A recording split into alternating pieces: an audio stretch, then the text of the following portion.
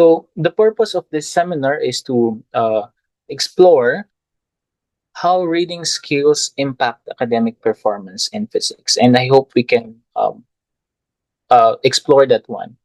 And physics as a complex subject, it requires not only mathematical proficiency, but also strong reading comprehension to understand concepts, interpret scientific text, and solve problems effectively.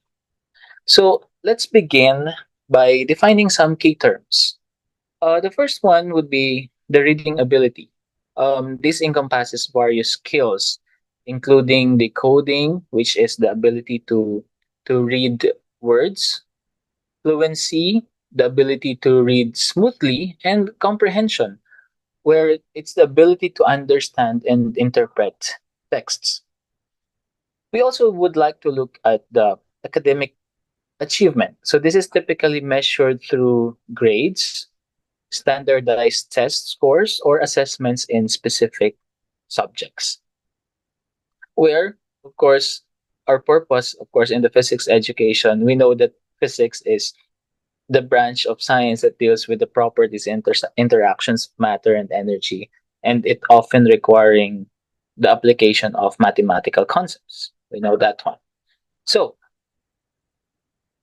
to start with, there are components in the reading ability of the child or the students. There, I think, I've just included here eight uh, components. So we know that um, one of the component is sorry phonemic awareness. So this is the ability to hear, identify, and manipulate individual sounds in spoken words. It is crucial for learning to read because it helps students understand the connection between sounds and letters. So, activities such as rhyming games or breaking words into their individual sounds enhances this skill, the phonemic awareness of the student. For phonics, this is the relationship between letters and sounds. So, it involves understanding how letters represent sound and using that knowledge to decode written words. Phonics instruction helps students learn to read by sounding out words, which is essential for developing reading fluency. An example of this, when you teach students to recognize that the letter B makes the sound B, helps them decode like bat or ball, right? So, um, moving forward, fluency. Of course, this is the ability to read text accurately, quickly, and with proper expression.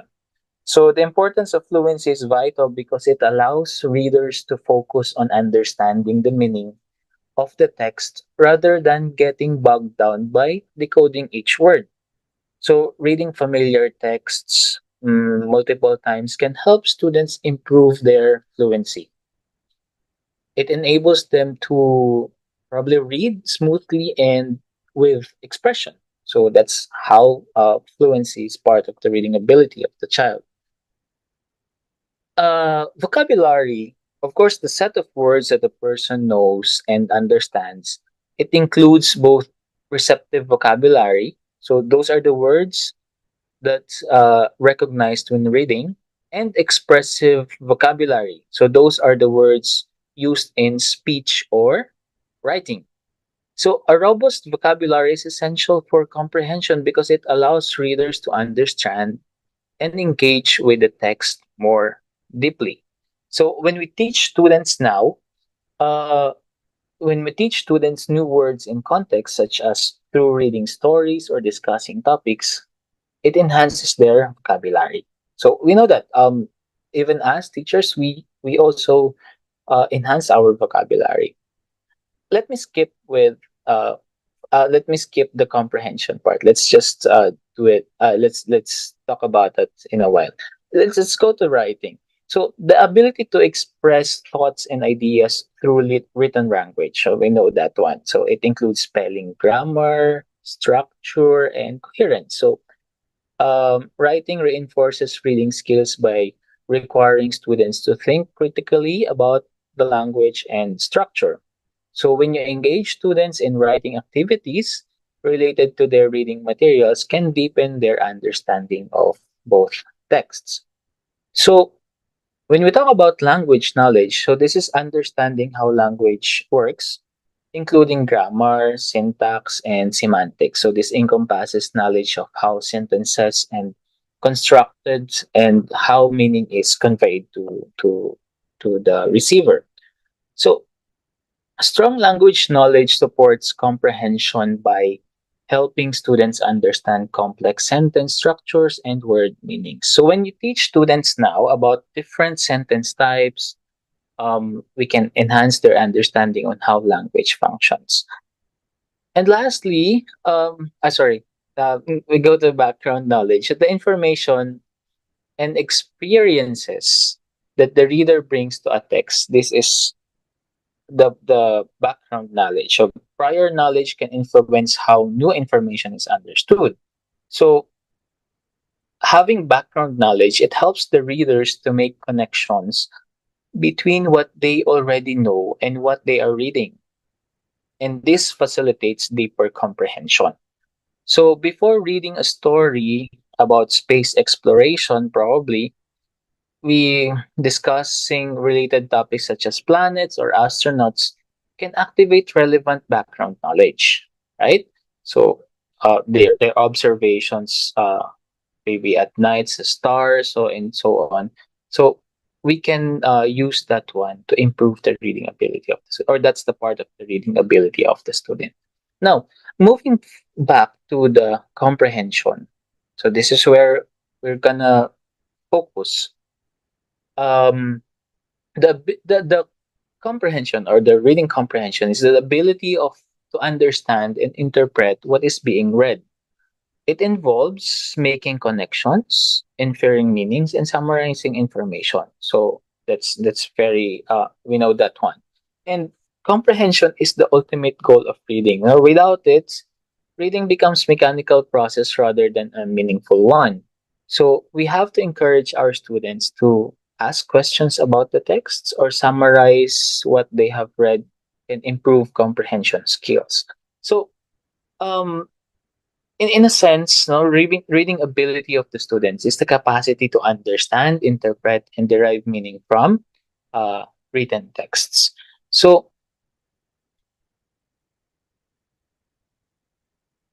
in theory, uh, let's look at the information processing theory. So, this is a theory that views humans as information processing systems in which, instead of responding to stimuli, they process the information they receive, right? So, the principle of information processing theory is that building a long term memory occurs in stages. We have from sensory, from to short term memory, and when you practice and so on, uh, there will be a long term memory. So the brain filters information, process it in a short term or working memory, and then store it in a long term memory. So according to Miller, one study, information processing theory is a cognitive method learners apply to information and how they convert, employ, and use it. So this relates to understanding text that students read and develop reading comprehension. So we can see that now that reading comprehension is improved through reading strategies teachers and parents may provide at school and at home. So by providing students with books, maybe other materials and supplementary activities, they acquire knowledge stored in their memory that helps them develop other skills and eventually aids them in performing successfully in class, right? So that's our theory now. So let's look at some literature. So some studies show that there is a correlation between reading comprehension and performance in STEM subjects. So we can generalize now. So we can look into a broader uh, umbrella of science where we have the STEM.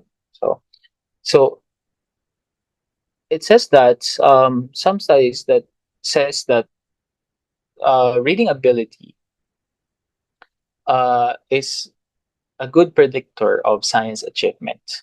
So there is a high correlation between reading comprehension, sorry, just to clarify, reading comprehension and science proficiency across several countries, including the United States.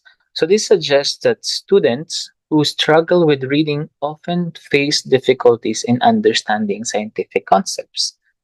In addition, there some quantitative data analysis showed moderate positive relationship between reading level and all subdomains of standards-based mathematics achievement. While the qualitative data identified reading ability as a contributing factor to standards-based mathematics achievement. So reading comprehension contributes to math achievement. Lastly, in some studies, it impacts the student's motivation. So, in a sample reading intervention program, on the other hand, did not find significant difference in academic gains in English, math, or science or social studies. However, they found out that students perceive that the reading program impacted them academically and motivationally. So when they see that they have improved or they have a good reading comprehension skills, um, there is a good effect to their motivation in studying. Okay, so when we talk about uh, studies indicates correlation between reading skills and physics performance. Some few studies show that students with higher reading comprehension tend to excel in physics. So, in another study, it was found that students with higher reading skills not only perform better in mathematics, but also showed improved problem solving abilities in physics related tasks. And also, the in another one, the students with better reading skills perform significantly better on math word problems, which are often integral to solving physics problems. Right? So when you do better on math problems, and which we have those math problems integrated into our physics lessons, we can see that there is a students with better reading skills, they perform better on solving math problems, and eventually that's part of the solving physics problems. Well, you can we have different views on that one. Well, some math problems may not be as much. I mean, you may not need more reading comprehension skills as compared to physics, but of course, but some physics problems would require lesser reading comprehension skills. Well, we can look into that. Okay, so